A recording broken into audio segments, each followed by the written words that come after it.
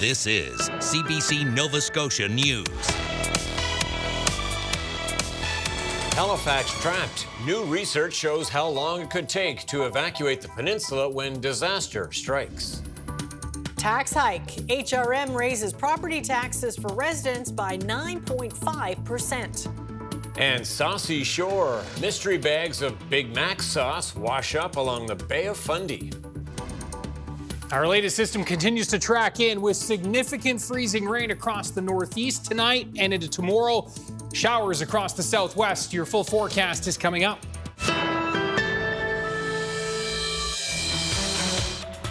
Good evening. It's a scenario none of us wants to imagine. A mass emergency that forces every single person off the Halifax Peninsula at once. New research warns that because of our limited exit points and population growth, a total evacuation could take nearly an entire day. And tonight, we're looking at why our infrastructure is so vulnerable and the urgent calls for a plan to get residents out safely. The CBC's Ben Dornan reports. Imagine getting a notification on your smartphone saying that everyone on the Halifax Peninsula must evacuate immediately because of an impending natural disaster. How long would it take for you to drive to safety? Dalhousie professor Ahsan Habib has been researching this question for more than a decade. He estimated in 2017 that it could take 15 hours to evacuate the entire peninsula in the event of a large-scale natural disaster. And we have seen that, of course, like with the time and with the different kinds of travel activity, the evacuation time has increased to 23 hours. And there are two main reasons for this. The municipality's population has grown from around 430,000 in 2017 to more than 517,000 in 2025. Habib's team is focused on the peninsula, though, and they estimate that there are around 100,000 here on the average weekday. But what hasn't changed in the last decade? There are still only 5 ways out: the McDonald Bridge, the McKay Bridge, Highway 102 via Bayers Road, the Bedford Highway, and the Armdale Rotary. It's not the population that's the problem here, it's the network itself. Since we are a historic town, we retrofitted most of our kind of a improvement in roadways, so there are not enough areas like without the queue building. Habib says the worry isn't just hurricanes anymore. Their research considers flooding risks and fires, especially after the 2023 Upper Tantallon wildfires. He says the municipality's growth plan over the past decade has failed to account for the possibility of mass evacuation, a possibility he says grows more and more likely every year. For the evacuation, I haven't seen much bold or actionable items yet. HRM Council voted unanimously in 2024 to accept 12 recommendations from a report by KI Emergency Management related to the city's preparedness for disaster. One recommendation on the list was to update the city's evacuation plan. But that work can't happen until the city completes its hazards, risk, and vulnerability assessment, a comprehensive study that began in 2023 with a then expected end date of June 2025. We're currently in the data collection and data processing stage, and my expectation is at a later time, once we have the data analyzed, this will then feed into planning and preparedness for the different areas of HRM. Habib says that as the city's growth and expansion continues, the addition of new connectors, consideration of new exit points, and the addition of gravel roads for emergency access has begun to make the outlook better. But there's lots of work left to do before he'll be confident that the entire peninsula will get out safely. Ben Dornan, CBC News, Halifax. Homeowners in Halifax will be paying more in property tax next year. Today, Regional Council passed their budget. The CBC's Haley Ryan breaks down the numbers. After months of sometimes heated debate, Halifax Council has passed the 2026-2027 budget and property tax rates. The municipal part of the average urban homeowners bill is going up about 9.5% this year, which means an extra $247 a year. The vote passed 14-3, with Mayor Andy Fillmore and Councillors Sean Cleary and John Young the only votes against the budget. In the current fiscal reality in which our residents are living, a 9.5% increase is too high for them. The budget includes work on the Windsor Street Exchange, new firefighters for Sackville, and future Eastern Shore Lifestyle Centre. Council did make a slew of smaller cuts and brought in new money by raising parking fees, starting paid parking on Saturdays, and raising transit fares by 25 cents this fall. The budget also includes 10 buses this year to fast-track a new transit plan and improve some of the busiest routes. We need rapid, reliable, and safe transit to contribute to affordability, and this budget is bringing that. And yes, it is a higher rate. Multiple councillors said while no budget is perfect, they examined everything line by line and stood by the final result. It's about fair taxes, not the lowest taxes. It's about delivering service with the taxes that they pay. It's about services, infrastructure, and amenities that will make Halifax a really attractive place to build your business, to grow your family, and to live and play. Staff said it was a fiscally responsible budget that adds more money to reserves and controls debt costs to make sure future tax bills do not keep climbing. Including mandatory education and other provincial fees, mean a total tax bill increase of 7.5%, or an extra $284 this year. Haley Ryan, CBC News, Halifax. The RCMP put on a show and tell today of cannabis products they've seized during inspections of illegal storefronts across the province. The raids span the month of March and were all from different parts of the province. RCMP Corporal Carly McCann spoke with the CBC's Blair Rhodes about the products and the risks they pose. It would be very, very easy for not just a child, but anyone who's maybe not paying attention or just looking for a quick snack. It would be very easy to confuse this package for a real product that you might find. Yeah, because it's Captain Crunch on both. It's the identical image, and it's Toucan Sam on the Fruit Loops. So it does have, you'll notice it does have this label here. It does say THC at the bottom here, and it does have some of the logos in the background here. But again, if you're not paying attention, it would be very easy to confuse this. And it also goes against other labeling and packaging rules. When you open it up, you can see that the product inside is very similar to what you would expect from Captain Crunch cereal. So it'd be very easy for someone who is looking for a snack and not paying attention, a child who might not be familiar with cannabis products, to consume something like this without realizing what they're getting. It's also a pretty significant amount of THC. You can see it's 500 milligrams here. McCann says RCMP seized more than $1 million worth of product during this month's raids.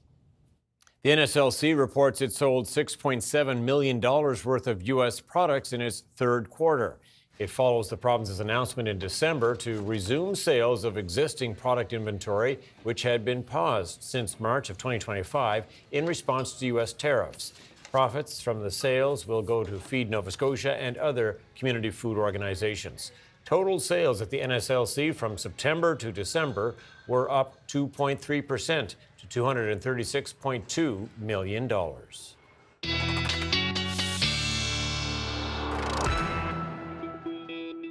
And with us now, Ryan Snoddon from the CBC Weather Centre. Yes, a gray and kind of dreary day. Yeah, and it's going to be quite unsettled tonight. We've got rain in the southwest, and we've got ice pellets and significant freezing rain across the northeast, an extended period of freezing rain, and we have an orange alert freezing rain warning in effect for Cumberland, Colchester North into Pictou County. It's a yellow alert level for Antigonish, Guysborough, and into southern Cape Breton. We also have a yellow alert snowfall warning for northern Cape Breton. Special weather statements down into Hants County and eastern Halifax County, where we will see some freezing rain mixing in here. The first round on its way out through this evening, a bit of a lull late evening into the early overnight, then the next push of moisture coming in overnight into early Wednesday. Wednesday morning's commute looking quite messy across the northeast. It's wet with a risk for a thunderstorm in the southwest. And then a break slowly but surely as we move into the later parts of the day. Things will taper off. A look ahead to that Easter weekend, also looking messy coming up. Do stay tuned. Okay, thanks, Ryan. Thanks, Ryan. Province House will remain closed to the public until more security measures are put in place, and some of the people involved in protests last week are identified and banned. It's okay. Order. House Speaker Daniel Barkhouse says an investigation is underway to determine who was in the gallery last Tuesday night when MLAs were trying to vote on the budget. The protest started with singing, and later some protesters yelled and jeered at MLAs in the chamber. People that got up and left right away, I think are fine. I mean, this is a question that I'm going to have with the Sergeant of Arms once we get all this information, because I have to worry about the staff here. Barkhouse says Province House will temporarily bring in more security and police officers. The House has also ordered new technology to improve ID checks. The province's Auditor General says Nova Scotia Health is not following provincial procurement policies. A new report found a variety of gaps in the process, including some contracts being awarded and payments issued even before the use of an untendered contract was approved by officials. Nova Scotia Health might need to act quickly to address challenges facing the province's healthcare system, but expediency should not take priority over appropriate due diligence, nor does it justify non-compliance with procurement policy. The Health Authority is accepting all 13 of ADAIR's recommendations, but in a statement, officials note the audit did not examine value for money achieved through the tested contracts or whether they delivered needed health system outcomes. A new live stream is giving people a bird's eye view into a bald eagle's nest in Cape Breton. Kyle Moore has that story. Meet Bruce and Suji, two bald eagles now at the center of a 24-hour live stream in Cape Breton, giving viewers a first-hand look at the majestic creatures. It really puts it in perspective there, the harsh reality and how these birds live as long as they do in the conditions that they endure. The project was started by the Portmorion Wildlife Association after the group spotted a fishing net covering the nest in May of 2023. That started a conversation to have a camera installed to monitor the eagles. We've seen the eagles fly in with sticks that are 8 feet long, longer than their wingspan. We've seen them take in food, obviously, cormorants, ducks, American eels, and have a buffet. McNeil and his group officially launched the live stream this week, inviting people that have helped along the way. We're all visual learners, and to see the eagle pair and how they raise their young, but also how they feed and how they take turns guarding the nest, those are important lifestyle. Those are important things where man can learn from nature. McNeil says the live stream will be used for educational purposes with the hopes of taking what they learn into the schools. Our goal is education, conservation. It's a big scheme of things there that highlight the life cycle of a bald eagle. All eyes are now on Suji, named by youth from Member 2, who has laid 3 eggs. She and Bruce are attracting a lot of attention. 400 and some thousand people in 6 days have visited our Facebook page since we started putting out pictures of the eggs and that, and hardly any videos. So that just goes to show how widespread the enthusiasm is. Enthusiasm that is sure to continue as everyone keeps a watch on what's next. Kyle Moore, CBC News. Well, empty bags of Big Mac and McChicken sauce have been washing up along the Bay of Fundy, and local residents are not loving it. Here's beach cleaner Karen Jenner talking about what she found. It's very sporadic, but so far I've found 46 of them. Some of the bags say Big Mac sauce on them and McChicken sauce, and I've also done some looking on the internet, and I've found a couple of videos that shows how these bags are put into the condiment dispensers. And I've also been into a local McDonald's where I live, and it's been confirmed that they are McDonald's bags. I'm a very avid beach cleaner, and so I'm picking up between Harborville on the Bay of Fundy in Kings County and Halls Harbor. So anywhere on the shorelines is where I'll find them, and I've only ever found 2 on the same beach. I've found 2 this week, but I might not find any more for a week or 2 weeks or 3 weeks. And that's what I'm trying to find out from McDonald's. And I guess I've been trying for about 2 years now, and they are looking into it now, and which I appreciate. It's disappointing that it's taken so long for that to happen, though. Hopefully, wherever the link is broken, that's got to be found, and there won't be any more of these coming in with the tide. Yep, a bit dreary out there. Ryan's up next with a full forecast. Do stay with us.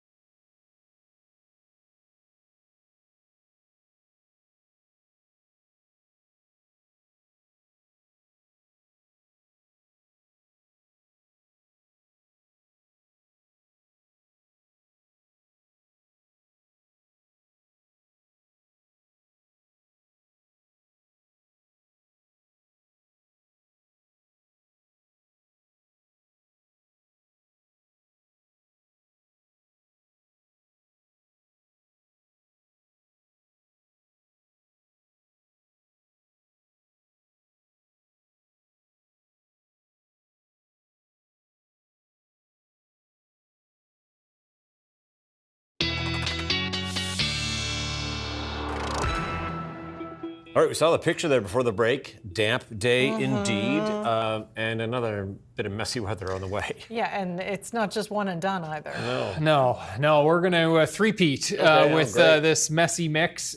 Each one a little different than the next, I think. But yeah, Good Friday, Easter Sunday, those are going to be the days to mark if you've got some travel to circle back to the forecast. But let's one system at a time here. Let's first have a look at our webcam view. This is Bedeque, and yes, some snow that's been working through across the northeast of the province. Wet snow for sure, but it has been accumulating in some spots and across Bedeque and Cape Breton. We have been seeing that this afternoon into this evening. And as we look at the freezing rain warning that is in effect, this is an orange alert.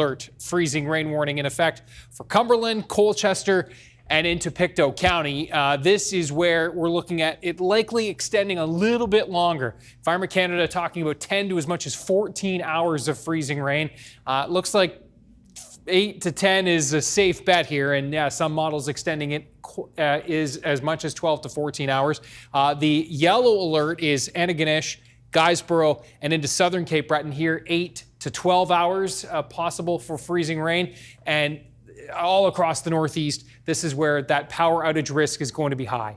When you have freezing rain accumulating on the power lines and on the trees and branches, weighing those branches down, it's just going to increase your probability for outages. Snowfall warning for northern Cape Breton, and that is where we'll see significant snowfall, 15 to 25 centimeters, and a special weather statement in effect, Hants, southern Colchester, including Truro, and eastern Halifax County. Some freezing rain here, but you folks just on the outside, I think, of that most significant zone that's under the warning. Now, as we look at the snowfall outlook, this is where, again, 2 to 5 centimeters continuing this evening of snow and ice pellet mix before the changeover primarily to freezing rain tonight. And there is the more significant snow across the north. Here's where we are temperature-wise as of the 6 p.m. hour. We're in the 1 to 3 range, even 5 in Yarmouth, and temperatures here hovering near and below the freezing mark in the northeast, and that is indeed where it is going to be that extended period of icing for tonight. This is, as I mentioned earlier, kind of the first push of moisture.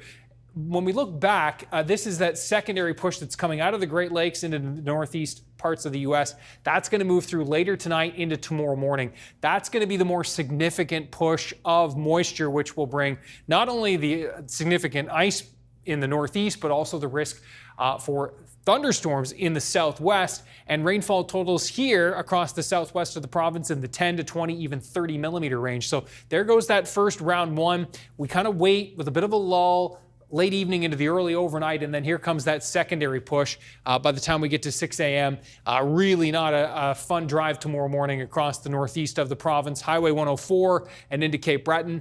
Now, the 102 Truro down to Halifax should be just rain, and also into the 101 region, the valley, the South Shore. And you can see as we move throughout the day tomorrow, temperatures should bump up above the freezing mark in the northeast as we change over to showers as the moisture kind of pushes out, and it's not quite as damp in the latter half of the day, and then certainly seeing that clear out into the evening. Snow in northern Cape Breton. The freezing rain tapering off late day for you folks in the south, but it is going to be, yes, a messy old day across Cape Breton and across the northeast. Wet with double-digit potential. Halifax, 8 to 10 degrees down the South Shore and into the Bridgewater and Kedzie area, 6-7 degrees for you folks in through the valley. We'll see a quieter day on Thursday, sun and cloud, a chance for some isolated flurries in the northerly winds as the system does depart. With this area of high pressure in control, I think we will see some sunshine, but that risk for a flurry. Here comes the next system. Friday, no light snow on the leading edge of this for Friday morning, but the bulk of the moisture seems to hold off until Friday evening and into the overnight. So if you do have some travel plans on Friday, the earlier the better by the looks of things right now. We're going to clear out for Saturday. Looks pretty quiet. The messy mix, again, still on tap for Easter Sunday. We'll dive into that more in the coming days. We're getting good at the messy mixes, aren't we? Yeah, we certainly are. Expert Okay, level. thanks so much, Ryan. Thank you. Thanks, Ryan.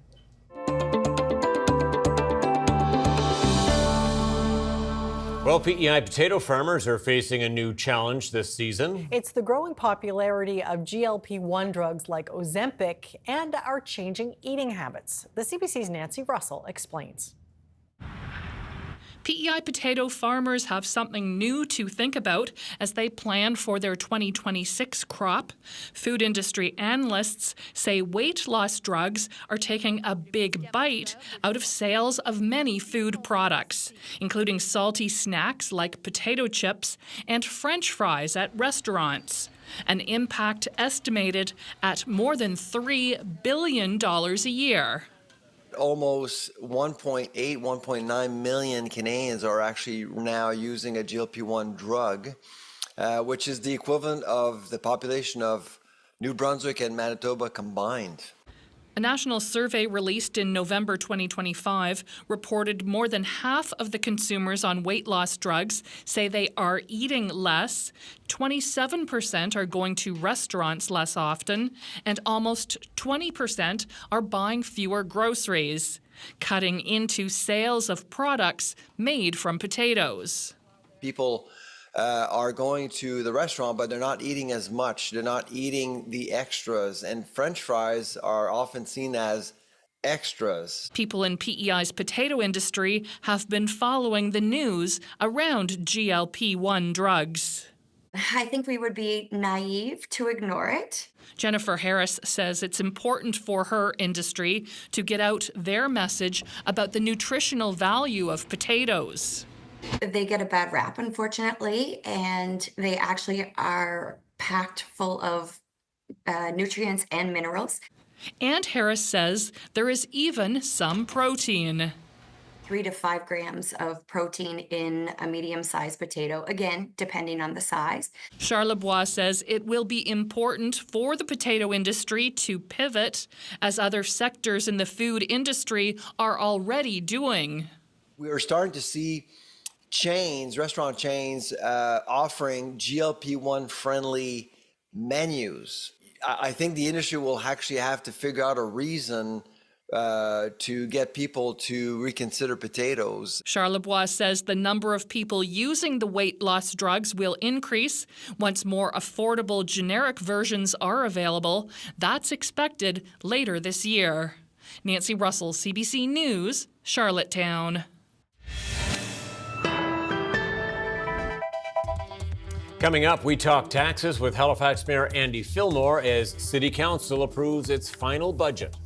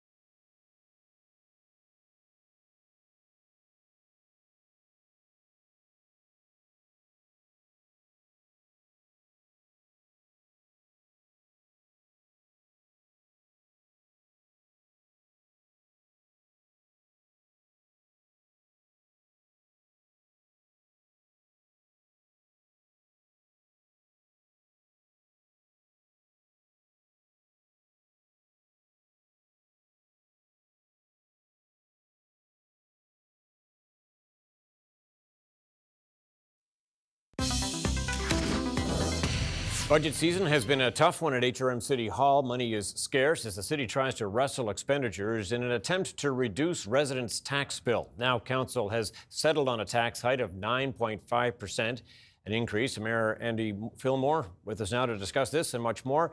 Sir, that's not 10%, but it's still a huge tax hike, all things considered. How comfortable are you with that? Thanks, Tom, and I appreciate the ability to have the conversation with you today. 9.5% is too high. I've just voted against the budget at that rate. You know, when we started this budget process, we were at a 10.5% increase to the typical HRM bill, and I had said throughout our process that I could get comfortable with a low to mid single-digit increase, but at the end we wound up at 9.5% increase of the municipal share of the tax budget and tax bill rather, and that's just too high, is what residents are telling me. Councillors, some of them are arguing that there are things built into this budget that will actually lead to greater affordability for Haligonians, people in HRM generally speaking, things like new buses and so on. Why don't you see it the way so many on council do? Yeah, well, let's just take the 10 buses example. The transit staff presented a plan that had them buying those buses stretched out over a longer period of time in a way that would not have impacted this year's tax rate the way it has. That was the transit plan. That was the one that they were comfortable with. But in the end, a majority of council asked them to speed that up, and I hope that they're able to meet the accelerated ambition that council has placed on their shoulders. I hope that they will be. And of course, throughout this process, I was very clear about not making any cuts to core services like fire, police, or transit. So we'll see where this goes from here, but you know, one of the great victories of the budget was to put a 12% debt servicing cap, such that in the future we'll never pay more than 12% of our annual operating budget on debt service. Without that motion that I brought, we would have been facing up to 19% debt service ratio in future years. So there is a lot of good in this budget, but unfortunately at the end of the day, I heard very clearly from residents in all 16 districts that 9.5% increase to the municipal portion of the tax bill, just too big a pill to swallow, Tom. It sounds like the city needs some revenue generating ideas. What are they going to be? Yeah, and thank you for that. It was another motion that I presented and had passed, which was around revenue diversification through things like modernizing our user fees, so think of recreation spaces or ice surfaces. Another one was around the way we can try to find partnerships with the private sector when we build municipal resources like rec centers or transit terminals. How can we help to share the cost? And of course, you would have been following, Tom, my conversation around the Halifax Forum, which right now, municipal taxpayers are on the hook for 100% of the $126 million cost with no cost sharing whatsoever, either from the public sector or other orders of government. So that is another thing that we need to be doing more and better of to reduce our over-reliance on the municipal tax rate to fund our operating budget. And just to be clear, we're told the forum does not enter into this budget that was just passed, so you're speaking in the future there. We are seeing cuts in this budget. And yet, in your own office, budget spending is up. I believe it's $156,000 for additional staff. That's a 16% increase. Is that the austerity that you're talking about? So the mayor's budget was increased marginally. I think it was by, I have to double check the number you just shared there, Tom, but we have, the mayor's office had been held at 6 staffers for since 2013 without any growth. In that time, the municipal complement of staff has increased from 3,500 to 5,000. The population of the municipality has increased by 120,000. We've entered a digital age where communication is expected to be online and immediate. And as a result of some professional advice, when we restructured the mayor's office, it was deemed that we needed an extra communications person so that we can remain responsive to community outreach. So I think adding one person over the course of 13 years is in line with what people expect of the mayor's office. And I note that we still, the cost of that person was about 1/10,000th of the budget of this year's operating budget. So. Some people may be frustrated in HRM to know that CBRM managed no change to its tax base and its budget. Halifax's management of finance is a question for them when they look at that, the results being a 9.5% increase here. What does this say about the effectiveness of council's work at managing the budget? Well, I'll start by saying I was very proud that in my first year I was able to hold the tax rate with the 0% increase as I promised in my campaign. This year, cost escalation between inflation, between collective agreements and others did drive a good portion of that 9.5% increase. But it's a lesson. You know, Cape Breton Regional Municipality has delivered a 0% increase. There are some municipalities in Ontario who have done that. We've seen Toronto come back with a very modest single-digit increase. This is why today I had to vote against our budget. We didn't go far enough. Everyone worked very hard. We didn't get to where we needed to get to, and I'll continue to do the work to keep our taxes low in the year ahead. Okay, just before I let you go, I know you wanted to cut staff in this budget, but some councillors balked at that. They also went on to say things like they thought you had poor judgment. Others called the budget process, generally speaking, during your time as mayor, as chaos. As mayor, you have one vote, but a mayor is supposed to have powers of persuasion over council. How would you describe your ability to convince council to act? So the mayor, of course, in our system is one vote of 17. It's a mayor and 16 councillors, and I take every vote that I make extremely seriously. And behind every vote that I make is the voice of the residents who, from across 16 districts, that sent me here to work for them on a promise of improving affordability, delivering better transit, creating more homes, and allowing them to move around the city in a less impeded way with congestion the way it is. So that's what informs my vote. It was an interesting conversation in the chamber today around, should we all be voting the same way to support a budget that we may or may not completely agree with? And I think that really undercuts our democratic franchise. Each councillor and the mayor walks into that chamber with a franchise called a vote, and that vote needs to represent the will of the voters who sent them there. And we mustn't succumb to groupthink or to peer pressure, frankly, around a vote like that. We'll have to leave it there. Mayor Andy Fillmore, thank you. Thank you, Tom.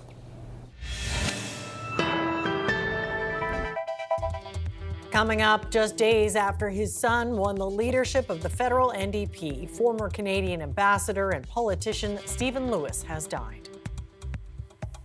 And the countdown is on. The crew of Artemis 2 gets set for takeoff as early as tomorrow.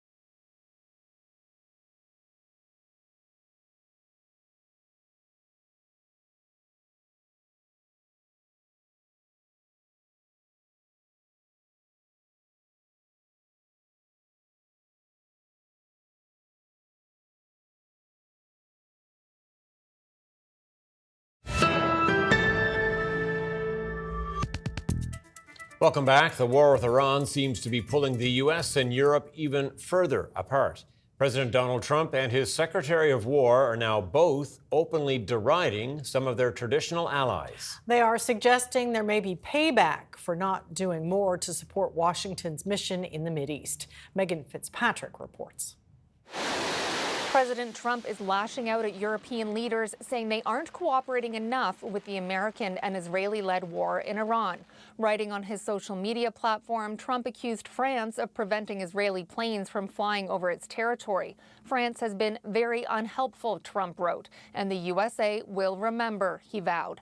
Next, he criticized countries who rely on oil shipments from the Strait of Hormuz. The crucial shipping corridor is virtually shut down due to Iran's threats to attack oil tankers passing through. That's caused global oil prices to soar, and on Tuesday, gas prices in the U.S. reached a new high since the war started, a national average of $4 U.S. per gallon. Trump's advice to the United Kingdom and others: buy oil from the U.S. and also build up some delayed courage, go to the Strait and just take it. You'll have to start learning how to fight for yourself. The USA won't be there to help you anymore, just like you weren't there for us. Go get your own oil. It's not the first time Trump has complained about NATO allies, and his frustration was echoed by Secretary of War Pete Hegseth. When we ask for additional assistance or simple access basing and overflight, we get questions or roadblocks or hesitations. And the president's pointing out, you don't have much of an alliance if you have countries that are not willing to stand with you when you need them. And he's simply pointing that out, and ultimately it'll be his decision of what that looks like after this is complete. Though Hegseth didn't single out any countries, there are reports that France, Italy, and Spain have resisted U.S. requests for support in recent days. He claimed more ships are being allowed to traverse the strait this week compared to last, but shipping in the region remains a risky activity. Iran is being blamed for attacking a Kuwaiti oil tanker near Dubai Monday night. Hegseth said negotiations with Iran are active and gaining strength, and while a peace deal is the preference, the U.S. will negotiate with bombs until one is reached. Megan Fitzpatrick, CBC News, Washington. New data released by Statistics Canada shows the economy rebounded in the first few months of the year. Despite the good news, though, there is cause for concern. Peter Armstrong explains. This is pretty modest growth, but the fact that Canada was able to eke out even a small 0.1% gain in GDP is both good news and something of a surprise. These numbers look back at the state of the Canadian economy in January, and back then we were dealing with pretty run-of-the-mill crises, trade wars, tariffs, uncertainties. But this gives us a sense of how well positioned the economy was to absorb this latest shock in terms of the war in Iran. Growth was led by mining, quarrying, and oil and gas extraction. But the weakness we were fighting throughout last year is the weakness that showed up in bright, flashing red in this report. Manufacturing is the sector most obviously and most painfully targeted by tariffs. As a sector, manufacturing was down 1.4% in January, but motor vehicle manufacturing, that was down a staggering 23.5%. Now, part of that was due to a seasonal shift that idles factories. Statistics Canada also highlighted the winter storms in January made transportation more difficult, but it's clear the pain in the auto industry is only getting more pronounced, especially so when you layer in the uncertainty and supply chain disruption caused by the war in Iran. It's not just driving up gasoline prices, though Canadians are feeling that pretty acutely right now. There are a whole suite of goods that should have been coming out of the Persian Gulf that have been disrupted. One of the biggest disruptions is to the global supply of helium. Helium is crucially used as a coolant during semiconductor manufacturing. The auto industry was already struggling with a chip shortage when the war began. That is now set to worsen. This war will weaken the Canadian economy further. It will drive up inflation. So even that modest bit of growth we saw in January is important to helping the Canadian economy weather this next storm. Peter Armstrong, CBC News, Toronto. Former Canadian ambassador and politician Stephen Lewis has died. Lewis's son, Avi, was elected leader of the federal NDP on Sunday, but the elder Lewis was himself a headline maker with a life spent fighting for the disadvantaged. Catherine Cullen has his story. I cannot expunge from my mind the heartless indifference, the criminal neglect of the last decade. Stephen Lewis spent his life using his brilliance, his rage, his determination to fight injustice. One of Canada's great orators, he was a lifelong Democratic socialist, son of federal NDP leader David Lewis. His mother wanted him to be a concert pianist. He wanted to help people. He joined the Ontario, leading Ontario's NDP through most of the 70s. There was shock in 1984 when progressive conservative Brian Mulroney chose Lewis as ambassador to the United Nations. This is the most remarkable thing. I wonder if you weren't even more surprised about this appointment than we were. No, I think we share levels of flabbergastedness equally. Using his pointed powers of persuasion. How it was possible that things should come to such a pass in a world which regards itself as fundamentally civilized. He may from time to time slip in an adjective we hadn't foreseen, but that has brought only honor to the country. Mulroney and Lewis found common purpose battling to end South African apartheid. No more time for tears. The tears are over.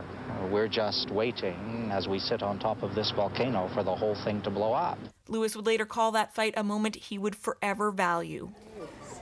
The second great fight of his life. Around the continent, hundreds of thousands of children don't have access to treatment. In 2005, he was named UN Special Envoy on AIDS in Africa. And we will never subdue the gruesome force of AIDS until the rights of women become paramount. Insisting the world must do more, pained by injustices like the millions orphaned. You're speaking to a 5 or 6 or 7-year-old child, and this kid is weeping uncontrollably as they try to describe their life. Again, he called out global powers and, as he did throughout his life, demanded better of all of us. Can someone, anyone, please explain to me our contemporary balance of values? Thank you. Catherine Cullen, CBC News, Ottawa. NASA's first lunar mission in more than 50 years with humans on board is now just hours away from launch. After weeks of delays, Artemis 2 is scheduled to take off from Florida's Cape Canaveral on Wednesday. Karen Pauls reports. The countdown to launch has officially begun for NASA's Artemis 2 mission to the moon. The first launch opportunity opens on Wednesday, a 2-hour window starting at 6:24 p.m. Eastern Time. The big factor, weather. Despite high wind and clouds in the forecast, NASA's optimistic. When I see an 80% chance of go and a 2-hour window, I feel pretty good about our chances. If the weather doesn't cooperate, they can try again every day until April 6th. This mission has already been delayed twice for mechanical reasons, but with repairs done, officials are confident. The vehicle's ready, the system is ready, the crew is ready. The 10-day mission will send the 4 astronauts further from the Earth than anyone has ever gone, about 7,400 kilometers beyond the far side of the moon, with Earth nearly 400,000 kilometers in the background. Their return through the Earth's atmosphere also expected to be the fastest ever. Pilot Victor Glover will become the first person of color to head into deep space, Christina Cook, the first woman, and Jeremy Hansen, the first Canadian. He's bringing along Indigenous teachings. I'm wearing a Canadian patch here that was designed by an Anishinaabe artist, and it just represents some of the beauty of Indigenous culture and their perspective on the moon. The Indigenous artist who designed it is thrilled. All of this world to recognize the Indigenous knowledge and to share it with the world. This mission is meant to prove the Orion spacecraft's life support systems can sustain crew for an eventual landing on the moon. That's now scheduled for 2028. The ultimate goal? Exploring Mars. But for now, the focus is on getting this mission off the ground. Karen Pauls, CBC News, Winnipeg. Italy is investigating 2 global beauty brands, including Sephora, for allegedly marketing anti-aging product to children. The country's competition authority says they are helping fuel an unhealthy obsession with skincare in kids younger than 10. Yasmin Renea has more. Sephora. It's all over social media. Young girls showing off expensive makeup and skincare products. I use collagen every day because I really don't want those wrinkles. I got it in Korea. You're 12. Yes, and And your mom told me you have a 20-step skincare routine. Is that true? Basically, yeah. The craze now prompting Italy's competition authority to investigate global beauty brands Sephora and Benefit Cosmetics, accusing them of trying to sell anti-aging treatment to kids, some 10 or younger. The companies appear to have adopted an insidious marketing strategy, the regulator says, fueling an obsession with skincare among minors. It's really hard for young people to be able to tell where sponsorship or branding ends and where authentic content starts. Among the alleged practices, companies using young influencers to promote their products, sometimes without clear indication they're being compensated. There's supposed to be labels on these ads, but we're finding that a lot of times ads aren't labeled. Dermatologists warn some products are harsh and are not meant for children. 486 is the rest. Thank you. Still, many parents, including here in Canada, are spending hundreds of dollars on products for their young kids. I never really touched skincare until I did get TikTok. It kind of worries me because I think you shouldn't be thinking about, skincare and how, if you want to use the kid makeup for fun, if you're 10, that makes sense. They don't really need it until they're older. In Canada, rules around advertising age-restricted products like nicotine or alcohol to children are clear. But one expert says anti-aging skincare products are more of a gray area, something they say Canada may need to address in the near future. Yasmin Ranea, CBC News, Vancouver. A massive statue of a golden toilet has appeared on the iconic National Mall in Washington, mocking Donald Trump's elaborate White House renovations. The toilet is perched on a platform styled to look like marble, one of Trump's common design picks. A plaque on the statue reads, "A throne fit for a king." The statue comes with a roll of toilet paper that says "The Secret Handshake." That's the same name as the protest group that previously erected a statue of Jeffrey Epstein and Trump holding hands. Canada's main stock index surged on Tuesday, helped by gains in the basic materials sector. U.S. markets also saw large gains. Here is a look at the numbers.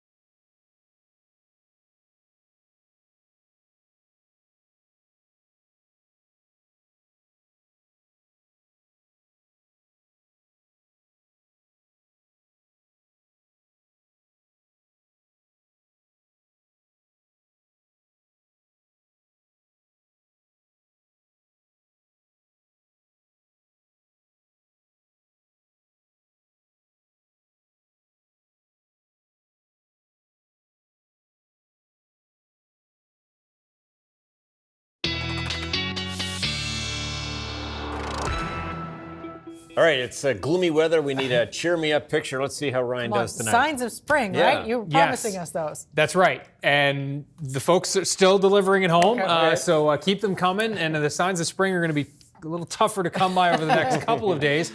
Have a look at this one. This one is right in Amy's wheelhouse, I think, from Windsor. Yes, love that. What a time of field year full is of that? horses. Yeah, that's just taken last week. Wow, and Yeah. look at those clouds. That's impressive. They look so puffy. Yeah, nice cumulus clouds, and the horses having a great old time. Grazing away. Starting to green up a little bit. Thanks to Cal for sharing this. Ryan's picks at cbc.ca. Spring is on in Windsor. And tomorrow it'll feel pretty spring-like across the southwest half of the province, where we're going to be in the 5 to 10 range, warmest in through and along the Atlantic coastline. Some pretty variable temps, though. We're at 1 in Cape Breton with the snow, ice pellets tonight, then freezing rain and changing to showers tomorrow. Northern Cape Breton still into the snow throughout the day. The Northumberland shore, freezing rain tonight into tomorrow morning, an extended period, but you folks changing over to a few showers as temperatures do bump up. There's that freezing rain risk map one more time, and the warning in effect for the Northeast, both yellow alert and orange alert. So make sure you've got everything charged up and ready to go. Thursday, good day. We'll see things kind of clearing out, though chilly. And then as we look into the 7-day forecast, Friday, another messy mix. Saturday's quiet. We're going to follow it up with another messy mix on Sunday. Some showers for Easter Monday. All right, thanks, Ryan. We have a birth notice here. Mountain gorillas are one of the world's largest living primates, and now there are 2 more of them. Congo's Virunga National Park recently announced the birth of mountain gorilla twins. While this is the second set born in the park in 3 months, twin births in mountain gorillas are considered extremely rare. Now, caring for the newborns will be physically challenging for their mom. She'll need help and support from her extended gorilla family. Park officials say they're closely monitoring both tiny tots to safeguard their survival. Cute. Kind of cute, aren't they? Yeah. That's it for us tonight. Thanks for watching. We'll see you next time. Good night. Good night.